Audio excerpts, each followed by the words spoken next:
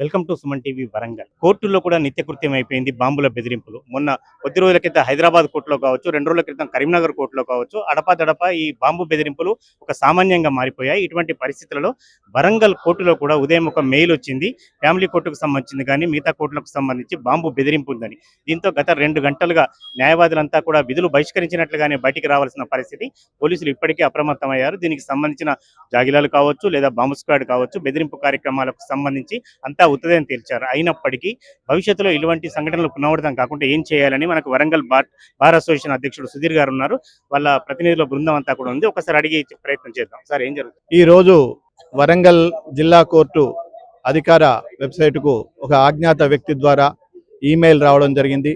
11:50 ఇక్కడ బాంబు ఉంది, బాంబు పేలుతుంది అనేటువంటిది దాని యొక్క సారాంశం.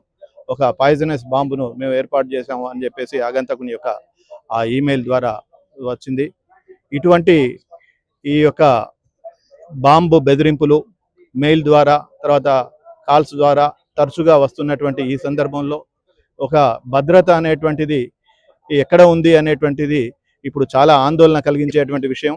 ఇది సామాన్య ప్రజలకు, ఈ యొక్క కోర్టుకు రోజు వేలాదిగా ప్రజలు వస్తుంటారు, న్యాయార్థులు వస్తుంటారు. న్యాయవాదులు ఇక్కడ 2000 మంది న్యాయవాదులు పనిచేస్తున్నటువంటి ఈ కోర్టుల్లో, వరంగల్ హనంకొండ జిల్లా కోర్టుల్లో మరి భద్రతా వైఫల్యం అనేటువంటిది కొట్టొచ్చినట్టు కనబడుతున్నది. దీనిపైన రోజు రోజుకు భద్రతా వైఫల్యం కొట్టొచ్చినట్టు కనబడుతున్నటువంటి ఈ సందర్భంలో న్యాయవాదులు కూడా ఒక స్వేచ్ఛాయుతమైనటువంటి వాతావరణంలో పనిచేసే పరిస్థితులు కనబడడం లేదు. ఇక్కడ ఎన్నో రకాలైనటువంటి ప్రజలు మరి ఇక్కడికి వచ్చేటువంటి వాళ్ళలో దోషులు, నిర్దోషులు, నేరస్తులు, సామాన్య జనం ఎంతో మంది ఉంటారు. ఇటువంటి ఈ భద్రతకు సంబంధించినటువంటి చర్యలు అనేటువంటిది, కట్టుదిట్టమైనటువంటి చర్యలు ఈ ప్రభుత్వం కానీ, ఈ యొక్క పోలీస్ శాఖ కానీ తీసుకోవాల్సినటువంటి అవసరం ఉంది. ఇక్కడ వచ్చేటువంటి పార్కింగ్ ఏరియాలలో కూడా ఎన్నో రకాలైనటువంటి కార్లు, సైకిల్ మోటార్లు వస్తుంటాయి. ఎక్కడ ఏ బాంబు ఎప్పుడు వెళ్తుందో అనేటువంటి భయాందోళనలో ఇవాళ న్యాయవాదులైతేనేమి, న్యాయమూర్తులైతేనేమి, ప్రజలైతేనేమి భయాందోళనకు లోనవుతున్నారు.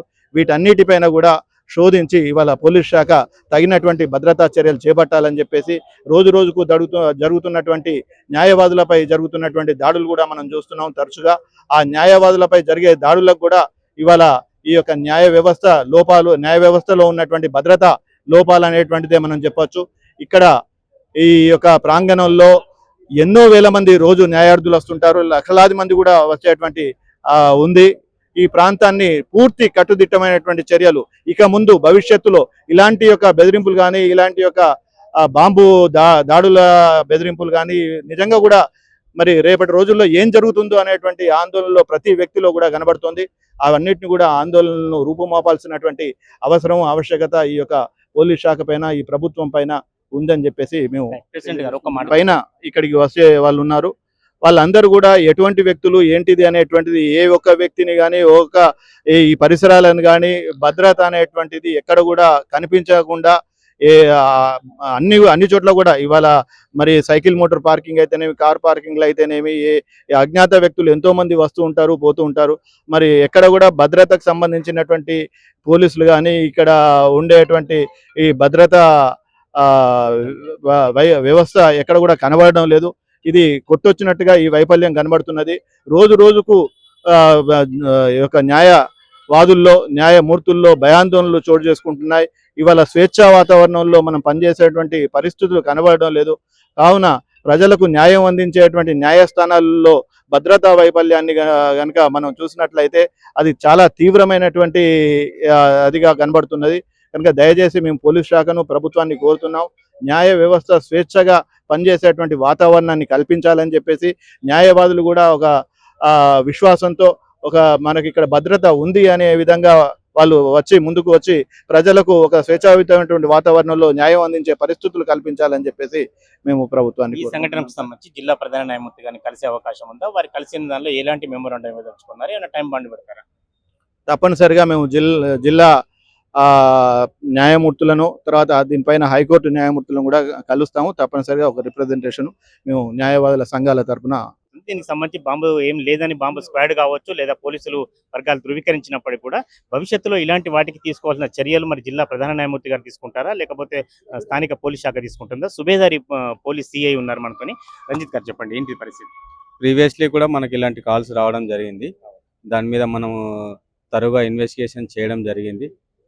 సాధారణంగా ఏందనంటే ఇవి ఏదో ఆకతాయిలుగా లేకుంటే డిఫరెంట్ మనకు ఆ సోర్స్ అనేది మనం ఐడెంటిఫై చేయలేకపోయినాం. దీని మీద కూడా సీరియస్‌గా ఎప్పటికప్పుడు మేము ఇన్వెస్టిగేషన్ చేస్తూనే ఉంటాం. మా టెక్నికల్ సపోర్ట్ మా టెక్నికల్ టీమ్ సహాయంతో ఆహ్, క్షుణ్ణంగా ఇన్వెస్టిగేషన్ చేయడం జరుగుతుంది. అసలు ఎన్ని గంటలకు మెయిల్ వచ్చింది సార్? ఎన్ని గంటలకు ఫోన్ ఏమైనా వచ్చిందా? లేదా దాని గురించి ఒక్కసారి చెప్పండి. మనకు అరౌండ్ 10:07 ప్రాంతంలో ఫ్యామిలీ కోర్టు మేడంకి మెయిల్ ద్వారా బాంబ్ థ్రెటనింగ్ వచ్చింది. ఇమ్మీడియేట్‌గా వారి సమాచారం మేరకు మా బీడీ టీమ్ సహాయంతో కోర్టు ప్రెమిసెస్ అంతా మనం తనిఖీ చేయడం జరిగింది. ఇప్పటివరకైతే ఎలాంటి సస్పిషియస్ ఐటెమ్స్ కనుగొనబడలేదు. సార్ గతంలో కూడా ఈ కోర్టు కాకుండా చాలా కోర్టులకు కూడా జరిగాయి. ఇటువంటప్పుడు సైబర్ క్రైమ్‌కి అప్పగిస్తారా? ఈ కేసును ఎట్లా పరిశోధిస్తారు?